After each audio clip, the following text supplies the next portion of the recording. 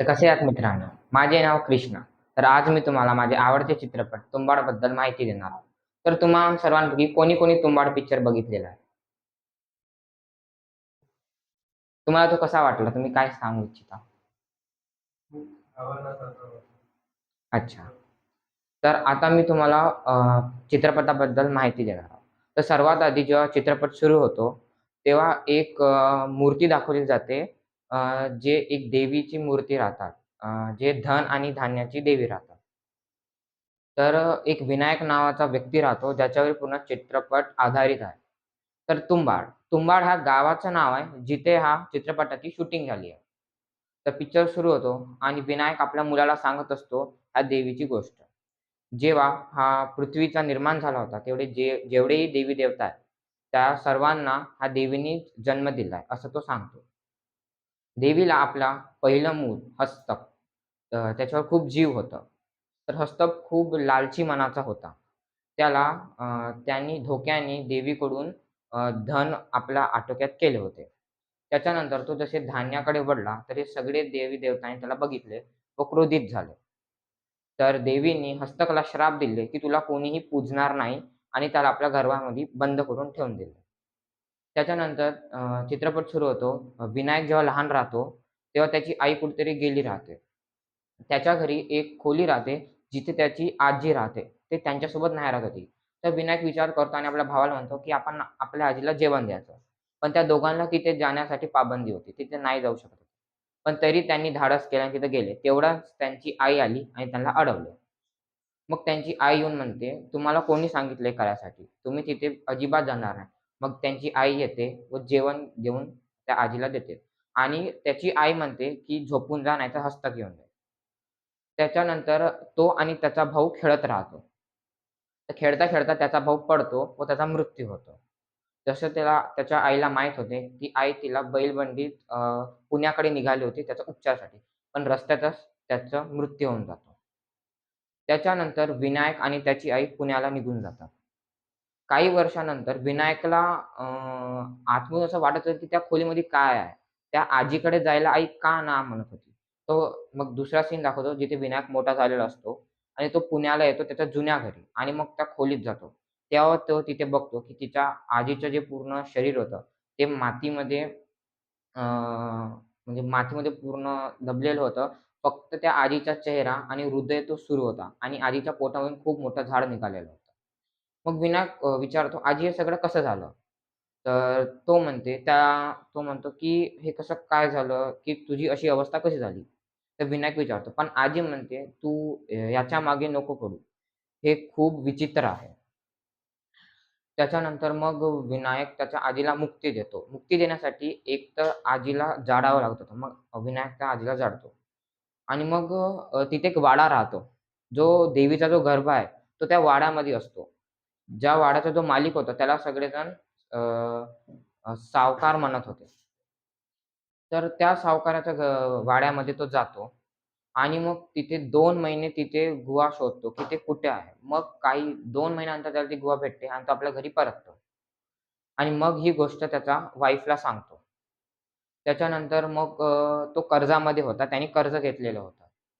पण ज्या सावकाराकडून त्याने कर्ज घेतलं होतं, हळू-हळू तो त्याला फेडत होता आणि सावकार कर्जात जात होता. कारण की तो एवढं धन आणायचा, की सावकाराकडे पैसे नव्हते त्याला द्यायसाठी, विकत घेण्यासाठी. त्याच्यानंतर सावकार विनायकला विचारतो, "तू हे सगळं कुठून आणत आहे? अच्छा रहस्य मला सांग." पण तो नाही म्हणतो.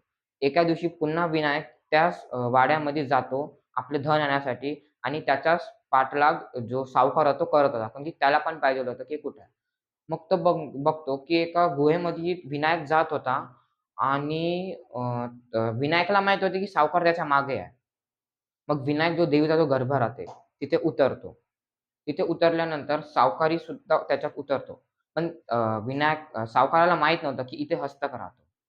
काही वेळानंतर त्याच्यासमोर हस्तक येतो व तो घाबरून जातो आणि हस्तक त्याला स्पर्श करतो.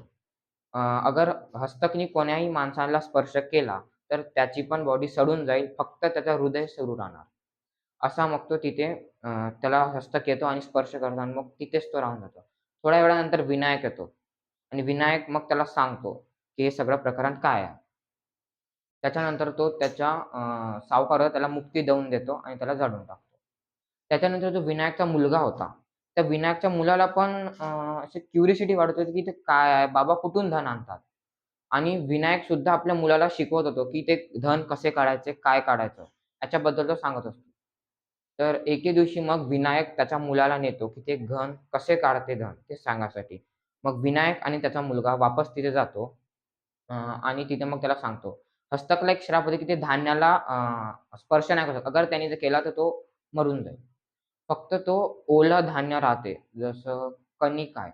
कणिकेला अगर आपण गोडे करून किंवा त्याची बाहुली बनवून दिली, तर त्याला खाऊ शकतो. पण कोरड्याला तो स्पर्श नाही करू शकत. तर विनायक आणि त्याचा मुलगा खाली उतरतो आणि तिथे गोल रिंगण फाडून घेतो वाळलेल्या पिठाचे. त्याच्यानंतर मग त्याचे बाबा एक पिठाने बनवलेली एक बाहुली काढते व दूर फेकते. तेव्हा हस्तक येतो. मग विनायक आपल्या मुलाला सांगतो, की जेव्हा हस्तक ते खाण्यामध्ये व्यस्त राहील, तेव्हा त्याच्या मागे एक पोटली बनवून राहते. तिथून ते धन पडते. जोपर्यंत तो त्याला खात आहे, तेवढ्याच वेळात आपल्याला ते धन उचलून वरच्या साइडनी निघायचं राहतं. तर त्याच्यानंतर तो बघतो आणि मग त्याच्या मुलाला पण याच्यामध्ये खूप रस येतो. मग त्याच्यानंतर भारताला स्वातंत्र्य मिळलं होतं आणि तो वाडा गव्हर्नमेंटच्या हातात जाणार होता. तर मग विनायक विचार करतो, की अगर एक वेळा हा सरकारच्या ताब्यात गेला, तर आपण तिथे वापस जाऊ नाही शकत. त्याच्यानंतर मग त्याचा मुलगा सांगतो, "बाबा आपण एक बाहुली जागी अनेक बाहुल्या नेऊ आणि जेव्हा तो त्याच्यात व्यस्त होईल, आपण त्याची पोटलीच चोरून आणू. त्याच्यामुळे आपल्याला कधीच अडचण नाही येत." तर विनायकाला पटतं हे विचार, तर मग नंतर त्याची तयारी करतात. मग तो दिवस होतो, ज्या दिवशी तिथे जायचं होतं. जिथून त्या गर्भामध्ये ज्याची एंट्री राहते, तिथं तो आधीच एक गोल रिंगण फाडून घेतो. मग ते खाली उतरतात व सगळी तयारी करतात. पण मग तिथे त्याला माहीत होतं, की जेवढ्या बाहुल्या तेवढे हस्तक. त्यांनी आपल्यासोबत 20 बाहुल्या नेल्या असतात आणि 20 हस्तक आले. ते बघून त्याचा मुलगा खूप घाबरतो. मग विनायक काय करतो, आपल्या मुलाला वाचवायसाठी तो सर्व बाहुल्या आपल्या शरीरावर बांधतो, वरच्या साइडने निघतो. हे बघून त्याचा मुलगा त्याला अडवतो, "असं नको करा." पण तो ऐकत नाही विनायक आणि वरच्या साइडने निघतो. जसं मी सांगितले, वरच्या साइडला सुकलेल्या पिठाचे जे रिंगण होते, ते त्याच्यामुळे सगळे जे हस्तक बाहेर निघत होते, ते भस्म झाले. ते मरून गेले. त्याच्यानंतर त्याचा मुलगा बाहेर निघतो व त्याच्या बाबाला शोधतो. त्याच्या बाबाला हस्तकनी स्पर्श केला होता. त्याची जो पुरा शरीर होतं, ते पुरा सडलेलं होतं. मग विनायक आपल्या मुलाला म्हणतो, "बेटा मी पोटली आणण्यात सक्षम झालो. ही पोटली घे आणि आता तू निघून जा इथून." त्याचा मुलगा रडायला लागतो. म्हणतो, "बाबा हे मला नाही पाहिजे. आता मी या धनामागे नाही लागणार." अ, हा चित्रपटाचा उद्देश म्हणजे लालच करणं बुरी बला आहे. आपल्याला असं नाही करायला पाहिजे. आणि इथे स्टोरी एंड होते व विनायकचा मुलगा त्याच्या बाबाला मुक्ती देतो, जाळून टाकतो आणि म्हणतो, की "बाबा झोपून जा, नाहीतर हस्तक घेऊन जाईल." इथे चित्रपट संपते.